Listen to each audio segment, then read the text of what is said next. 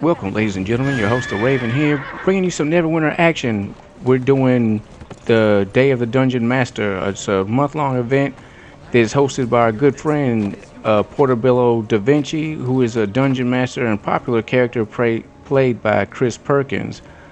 He does this character at PAX East, and from my understanding, it's very popular, obviously. So let's get started. We're going to talk to our good friend, Mr. Portobello, and he's going to give us the quest that gets us started. This is also tied with Respin's game, which is very cool. So as we accept the quest, we head straight to the magical board. We get miniaturized and we're shrunk down, and we become a D&D character piece, which Neverwinter is D&D. So this is why I like this so much. I like games that bring the tabletop into it. Bursting up through the cavern floor is a giant purple worm. Fortunately, the creature is dead, and Deep Gnomes, Snurfetler, have transformed it into an Underdark inn. Built into its gaping mouth is a doorway, next to which is a sign that reads, The Burrow Dawn Inn. Next to the inn, you see a slender human wizard, his cat familiar. All right, yeah, I just wanted to let Mr. Perkins speak and to give us that story, because Dungeons and Dragons is about story. It's about the exploits of single individuals and teams and what can happen amongst them. So anyway, we have this helper of Mr. Portobello.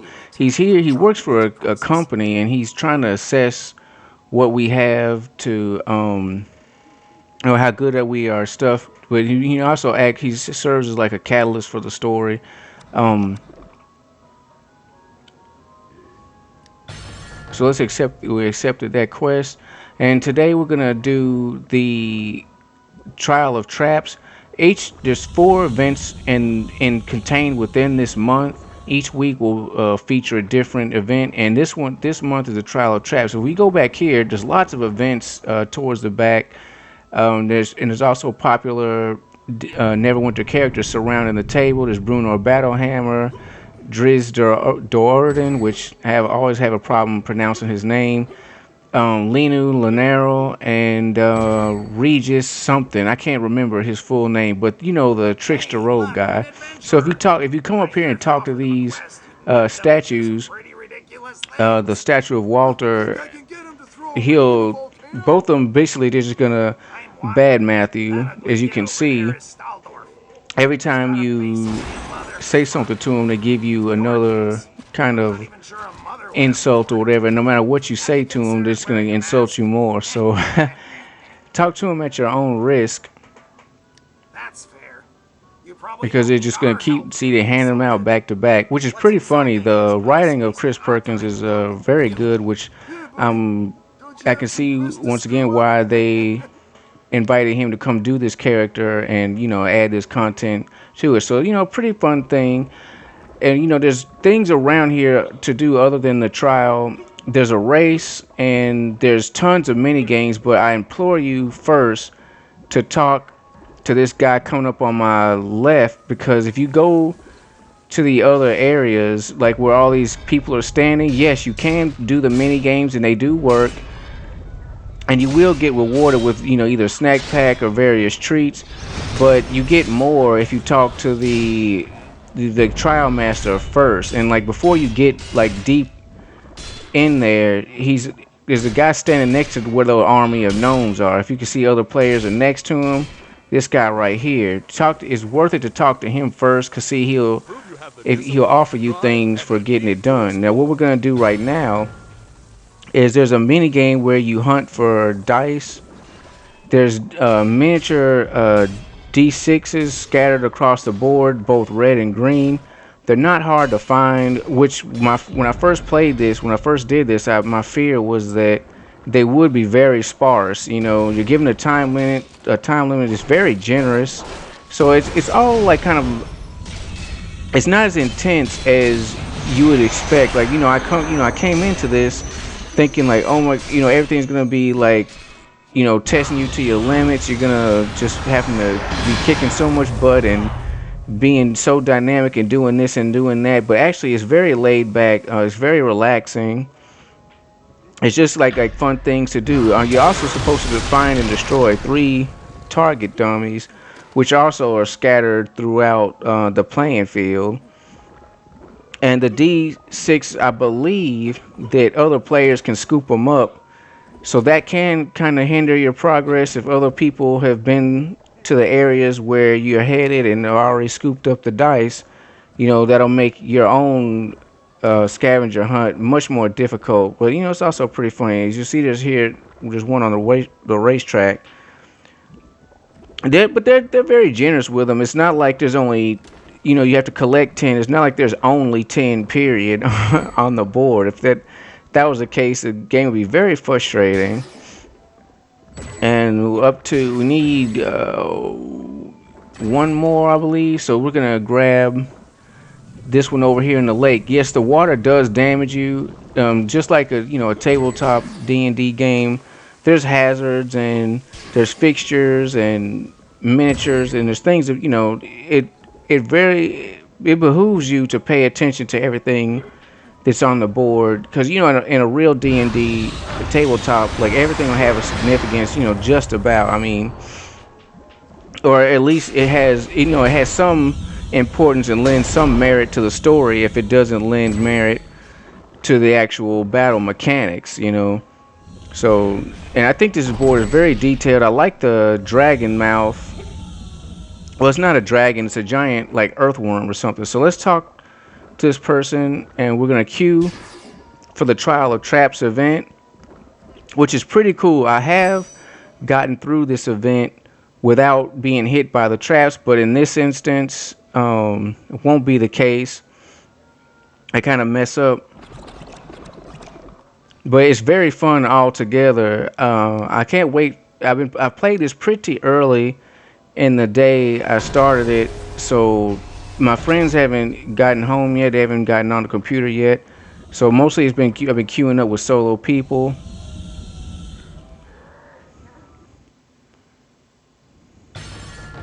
And we're gonna have some more narration for this dungeon. I find your There's leadership adequate. Flabbergast leads you to a series of caves and says, "This trial might be more than you can handle. Nevertheless, it's important that we assess your trap survival capabilities. We've heard rumors of drow in the vicinity, so be extra careful. Good luck." With that, Flabbergast and Mr. Snivelly retreat to a safe distance. All right, Lena and Lana are all there in the background. But yes, I think this is a very fun board. It's laid out very well. It's fun to go through the traps. Once again, I have made it through without being hit, but in this instance, that won't be the case. Most players, you guys want to rush through it, which that's common to Neverwinter.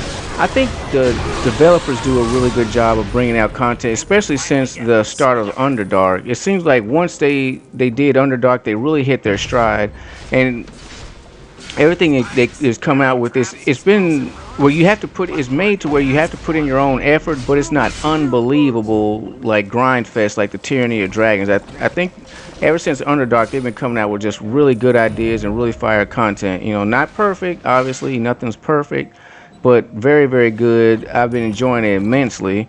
Tumbling out of the darkness is the biggest. Oh, see, I just got smashed right there, and like I was so close. But yeah, with a little bit of patience, you can pass that. But I like the way this is cleverly laid out, and the giant dice, the 20-sided die, are really cool. The first time I played this dungeon, I got ran over by one. They don't one-shot you. I mean, I guess depending on your how your character's built, or your defensive stats, that type stuff. But it didn't one-shot me, but it takes out a lot of damage. Like, you don't want to get like rolled over successively by those giant dice. But it's just so cool to see them pass by. It makes you feel the fear of like, hey, I don't want this thing to hit me. One thing to know about it though is that they do move slightly faster than your movement speed. I mean, once again, that also depends on your character and class, like how you're built. And some people like the great weapon fighter. They can dash, they can run for a long time, and also the Scourge Warlock is very, very speedy. They can fly. So but if you're a slower character like a cleric or a control wizard or a guardian fighter or paladin, yeah, the dice move a little bit faster than you can All of them run. can So detect it's explosive better to let movements one above ground pass. before the driver And also catches the some anomalies. the pattern is it'll be one dice, then followed by another, and then I think it does that again, but then the next two are like very close together. So you kind of just want to get out behind the first dice that passes you as soon as possible, unless you can see that there's another dice like really close behind it, because you will get caught by the second dice. Now this Drider, which I think if you pop all the traps, she loses her health or her strength or something like that. But you take damage as well. At the time, I didn't know that. Like everybody, they see the Drider and like when they see these explosive runes are on the ground, like nobody wants to be exploded by runes. So everybody basically just surrounds it and like kicks the living crap out of the Drider. But it takes a lot longer to muscle it down than it does to actually set off the runes in the floor. Because I mean, I've seen the thing go down in seconds when I was on a team of individuals that actually did that. And another thing that was coming up that I'm looking forward to see if I can get my friends to play along.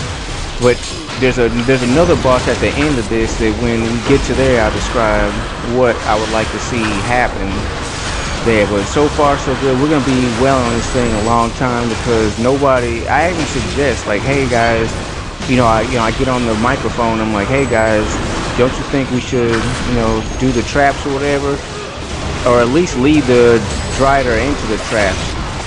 I think that's the key. I don't think you just set them off. I think whoever has the aggro of the Drider, if they lead them into the trap, that actually does, the it weakens it or something, and then like all of a sudden you just see its health just like drain away like super fast, with your attack. But in this instance, when you're on a team of people, you don't know who you're playing with at the time, and you just have to go with the flow. Like, when in Rome, do what the Romans do. And right now, what the Romans are doing is muscling down Spider Woman. If you look in the background, you can see Minx, and there's Driz over to the right. And I like the way you look. You can see the different die scattered around. There's like a D6, and I don't know if that's a D4 or is that a D8. I'm sorry, I can't tell like right off the bat, which is which. But we're making progress on that Drider. Like, one thing about it though, if your team is really strong, I mean, you can just muscle it down fairly quickly, but it takes a lot of damage if you don't have it get itself blown up by the runes. So teamwork is key, and that also speaks to the detail and thought into the design of this particular skirmish, this particular stage, which oddly enough it doesn't count as a skirmish, when like the regular skirmishes, you get, was it 2700 or 2750 astral diamonds, rough astral diamonds per skirmish, the first two times you do it. These don't count. Well, this one doesn't count so as a skirmish. I haven't received any rough astral diamonds from it so far. But yeah, back to what I was saying. There's a lot of design and thought into this, and I think the players would do very well to actually, take the time to explore other options other than just beat the crap out of it with your powers. Now here, this hallway of traps is pretty cool. There's spike traps on the floor, and those those will stab you from up above. And if you notice, there's gray squares on the tiles. Stepping on those will trigger the arrow traps that are hidden in the wall. And if you're not careful, especially if you're a new player, or you just maybe your character just isn't that built up yet, you can take a lot of damage by not bouncing from trap to trap, getting hit by arrows and stuff like that. I've seen it happen. You know, people can die. You can die. So it behooves you to be careful. So here we are at the final boss, and we got some narration coming up. Thick chains anchor a beholder to the cave floor. The beholder tries to free itself, and the chains don't look like they'll hold it much longer. All right, now what I want to see here is that, you know, as he just narrated, he says thick chains are holding it, but it doesn't look like they'll hold it for much longer. And while it's chained up, you can see his health is draining extremely fast from our attacks. I mean, we're literally beating it to a pulp. What I would like to see, and which I'm going to attempt to do, The beholder's eyes is, widen with well, we shock got some and awe as narration. its life comes to a sudden, unexpected end. It spits forth expletives as it flops down onto the cave floor. When you exit the caves, Flabbergast says, "Bravo, well done. Were I a betting man, I would not have expected you to survive that last challenge." All right, what I would like to see, and what I'm going to do, is to you know, it's kind of like wait and see what happens. Let the beholder escape the chains, because I think it'll be a much more difficult and much more rewarding fight if the beholder was to escape the chains instead of, you know, us beating it to, you know, creaming it before it has a chance to get away. So you get some campaign stuff. There is a campaign that goes along with this. Check your campaign window for information on the campaign. The, you know, the day of the Dungeon Master content. There is a ladder to climb. I'm not sure what all you'll receive. After reading it, it does say you'll get like a beholder statue or something like that. That you can, or is it an owlbear? It's some kind of famous monster that you can summon to like do damage to your enemy. So that's, you know, a cool little treat. So anyway, that's the racetrack. I won't be doing that. It takes a while to queue up for that. A lot of people are confused about the racetrack. They don't know to wait, and a lot of people are saying that the race isn't starting when they, you know, wait or whatever. So, you know, that's another story for another time. Anyway, I'm your host, Raven. I appreciate you watching. If you haven't subscribed, subscribe. I run an awesome channel, and I get good content on good games. Like, comment. If you have something to say, write it in the chat. I'm glad to hear from you. I thank you for watching, and I appreciate everything you do, and I'll enjoy bringing these types of games to you. And I thank you all, and have a good day.